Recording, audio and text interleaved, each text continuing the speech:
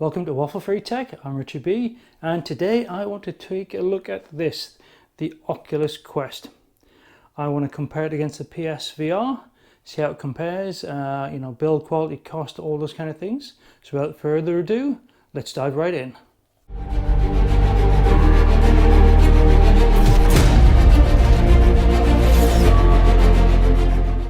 So to start off this comparison, let's start off first looking at cost. PlayStation VR, it's been out a few years now, so obviously its price reflects that, and pretty much you can get this for under $200, £200. Whilst obviously the Oculus Quest, this is the new kid on the block, so the cheapest you're going to pick this up at is $399. So cost wise, obviously PSVR wins hands down because it's an older device. So first point to PSVR. So the next thing I want to look at is the build quality and kind of the comfort as well. So in terms of build quality, obviously PSVR, all plastic. It's a very light device and the general build quality is very good. In particular, the one thing I like about the PSVR is the head strap. It's nice, comfortable, easy to adjust. It's kind of, I think they call these the Halo head straps, but you've got this padding which rests on your forehead, so it kind of takes your whole weight of the headset away kind of from the front of your face and kind of balances out a bit more. So comparing that to the Oculus Quest, this is a very, very heavy device. I mean, the build quality itself is very good. The only thing I don't particularly like is the head strap, the head restraint. It feels, well, not flimsy, but it's just not comfortable at all. It does have some built-in speakers, which are very, very good. So it means you don't need to wear headphones when using this. But as I mentioned, it's very, very heavy at the front because this is obviously a standalone device. So it's got the battery in the front. It's got obviously the electronics in the front, so it's very, very front heavy. And because this strap here doesn't really give you a great amount of support, all the weight's on the front of your face, and after a while, a couple of hours, or at least, well, sometimes even an hour, just depends, it can start to feel it on your neck and it can start aching a little bit. So for comfort, again, hands down, the PSVR gets it. Build quality, they're kind of both on par. They're both well built. But I'd perhaps even maybe give it to the PSVR for build quality, just for the Halo strap. Now, the next thing is ease of use. Well, I don't even need to go anywhere and talk about this really, because the first thing you'll notice is that the Oculus Quest is completely wireless. There are no wires, you literally just slap it on your head like this, and hey presto, that's you ready to go. 10 seconds, and it's as simple as that. You do initial configuration once to set out your room scale or your room, and once that's done, that's it, you're good to go. The PSVR, on the other hand, is a nightmare. So you've got this cumbersome long cable with the two extensions, and that plugs into a processing unit. That processing unit then has two cables going back to the back of your PlayStation, and to be honest, this cord, this tether, is a bit of a bind. My PSVR, I've never really once used it walking around. I've pretty much always used it in a kind of sitting down experience, which kind of detracts from the whole virtual reality side of things. Yeah, I might have stood up occasionally, but I'm kind of stationary on the spot. Now, the Oculus Quest is absolutely brilliant in this sense. So what Oculus does is, when you initially set it up, you essentially draw a line around your living room floor or wherever you are in your free space, and that maps out the room. So when you put this thing on with no wires, you are completely free to walk around in the experience, and it's absolutely amazing. It's superb. And if you get close to walking up your play area, it puts up this kind of barrier, this virtual wall, to tell you you're getting close. And then if you go through it, these 4 cameras at the front, you know, that are monitoring and tracking you, what you're doing, they basically they tell you that you're going out of bounds, and they knock the simulation off. So you just see the view through the cameras. So ease of use and portability and just using it, you know, it's a different league altogether. And that only builds on the experience. So next thing I want to look at is kind of the quality of the games, the experience and the immersion. So the PSVR, I'm not going to pull any punches here, because it's got that PS4 powering it behind it. The graphical fidelity in terms of how much textures in the game is a lot higher on the PlayStation VR headset. Now, in terms of image clarity, the Quest wins hands down.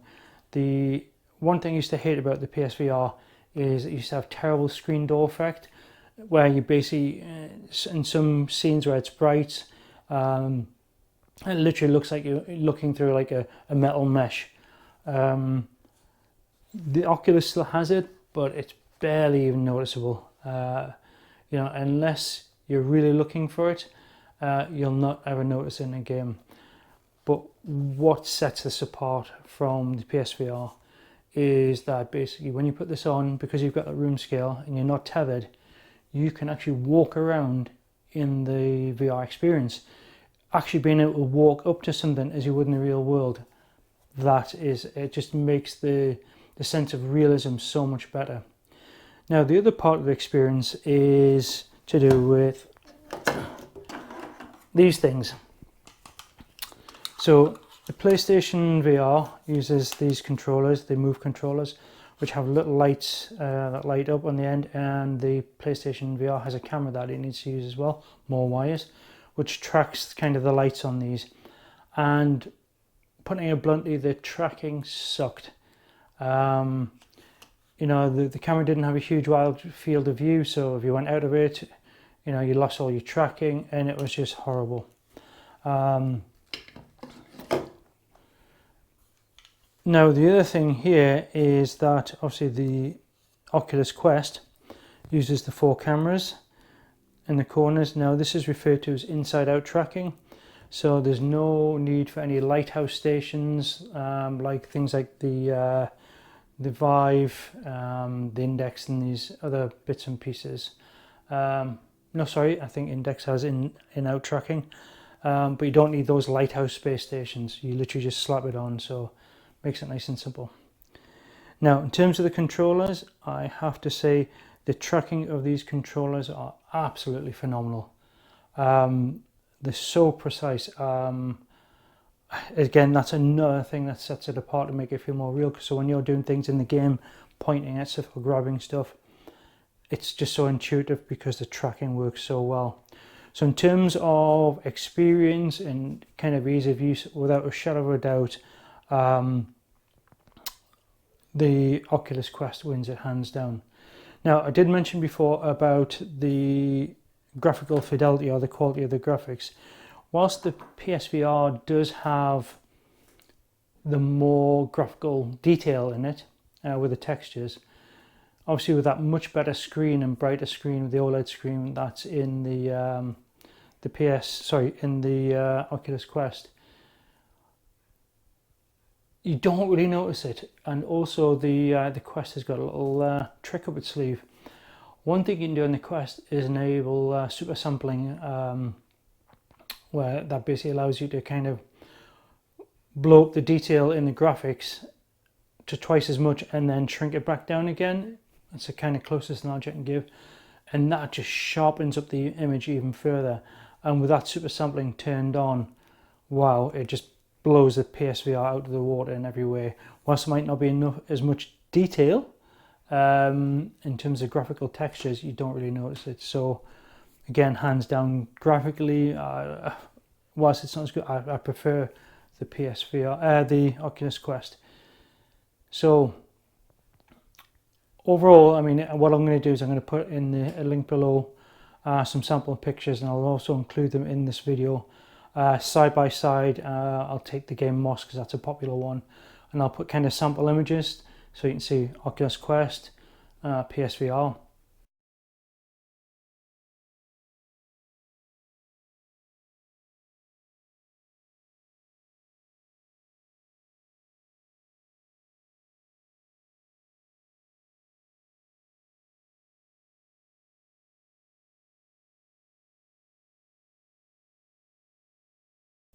And I'll maybe see if I can capture some kind of footage of me using the device from like inside the headset, so you guys can see what it's like.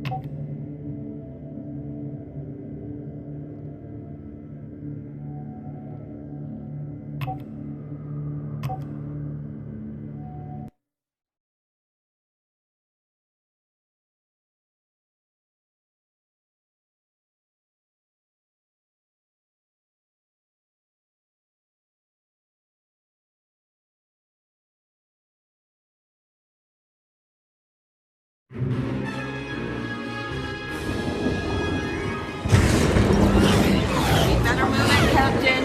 The Hutts want their spice back. We gotta jump to hyperspace or we're dead. Come on, push the bypass switches for the hyperdrive.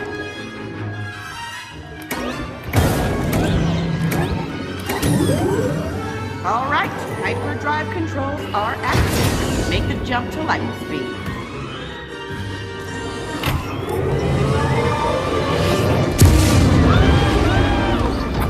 Nice one, Captain.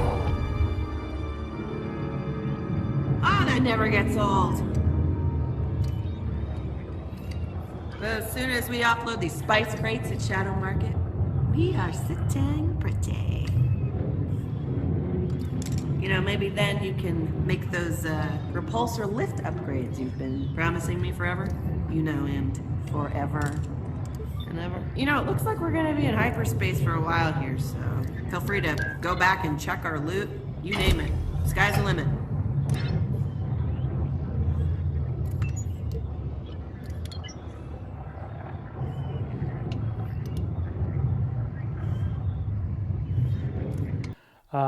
So hopefully you've enjoyed this review. So if you've liked it, give me the thumbs up.